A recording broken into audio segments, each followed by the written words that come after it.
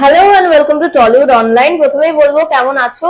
Hello, খুব ভালো আছি। তুমি কেমন আছো? আমি দারুণ আছি। তো তোমাদের এখন সিরিয়ালে কি কি চলছে একটু যদি বলো আমাদেরকে। সিরিয়ালে একটুখানি কিছু ইমোশনস এর জায়গা চলছে এখন। তার কারণ পুরো ডিটেলসটা আমি খুলে বলবো না, তার জন্য দেখতে হবে মালাবদল। কিন্তু কারোর হয়তো নিজের সম্পর্কের কারোর সাথে একটা কিছু ঘটেছে, তো যেটা নিয়ে আপস এন্ড ডাউন যা হয় একটা ফ্যামিলির মধ্যে।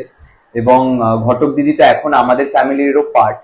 সো একটা অল ওভার ওয়াইজ সেইটার সাথে আমরা কিভাবে ঘটক দিদিকেও আমাদের সাথে রয়েছে ঘটক দিদি, আমরা কি করে ঘটক দিদির সাথে রয়েছি, এবং এই ইমোশনস গুলো, কারণ একটা ফ্যামিলির মধ্যে সবকিছুই থাকে, হাসি দুঃখ, হাসি মজা এগুলো যেরকম থাকে সেরকম দুঃখের সময়ও পাশে থাকাটা ম্যান্ডেটারি।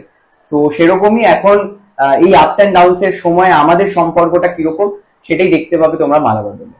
তো তোমাদের যেহেতু একটা হিউজ স্টার কাস্ট, এত বড় একটা জয়েন্ট ফ্যামিলি দেখাচ্ছে তোমাদের, তো সেখানে অফ স্ক্রিন মাস্তিটা কিরকম হয় যদি একটু বলো। খুব অফ স্ক্রিন মাস্তি হয়, বাট এই আমাদের যখন সবাই একসাথে থাকি না, সেই টাইমে ফ্লোরে আমাদেরকে যখন ডাকা হয়, আমাদেরকে ইচ্ছে করে একটু আগে ডেকে নিয়ে নেওয়া হয়। কারণ আমরা সবাই এত গল্পর মধ্যে থাকি, এত আড্ডার মধ্যে থাকি, আমরা কি করি, যেহেতু আগে ডেকে নেই, আমরা আগে ফ্লোরে চলে যাই, ফ্লোরে গিয়ে আড্ডা মারি, তারপর সিনটা শুরু করি। আমি দেখছিলাম তোমাদের ফ্লোরে এরকম চলছিল। হ্যাঁ, মানে সারাটাক্ষণ এই হাসি মজা আড্ডা খুনসুটি এই জিনিসগুলোর মধ্যে। এবং আমি এখানে সবার থেকে ছোট আর কি বয়সে, তো সেই জায়গায় গিয়েও সব দাদারা বা বাকি যারা রয়েছে সিনিয়ররা প্রত্যেকেই এত ভালো, এবং সবার সাথে একটা যে মজার সম্পর্ক, মানে সারাটা দিনই তো আমরা এখানে কাটাই, তো সেখানে সম্পর্কটা কি করে মেকআপ রুমের মধ্যে আমরা কাটাচ্ছি সেটা খুব ম্যাটার করে।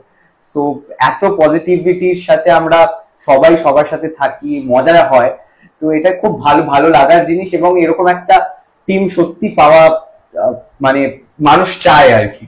তো তুমি বললে তুমি যেহেতু সব থেকে ছোট, তো তোমার লেগ পুল কতটা করা হয় এখানে?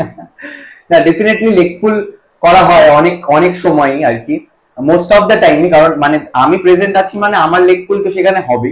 কিন্তু হ্যাঁ, আমিও ইনভলভ থাকি। ধরো অন্যরা অন্য কারোর লেগ পুল করছে, তো আমিও তাদের মধ্যে ইনভলভ থাকি, এবং আমিও আর কি তার লেগ পুল করার ক্ষেত্রে কিন্তু ফ্রন্ট লাইনে থাকি না, কারণ যেহেতু ছোট তো এটা ব্যাক লাইনে। কিন্তু আমার কিন্তু মাইন্ডটা রয়েছে, মানে আমার বুদ্ধিটা রয়েছে, কিন্তু ফ্রন্ট লাইনে অন্য কেউ রয়েছে। সামনেই কালী পুজো গেল আর ভাইফোঁটাও গেল, কিরকম কাটালে দুটো দিনই যদি বলো। খুব ভালো কাটলাম। আমার তো বাড়িতেই কালী পুজো হয়, সো শুটিংও চলছিল, আফটার শুট বাড়িতে গিয়ে পুজো অ্যান্ড সমস্ত কিছু। দেন আবার ভাসানের দিনও শুট ছিল, তো শুটের পরই গিয়ে ভাসান, তো এভাবেই কেটেছে পুজোটা।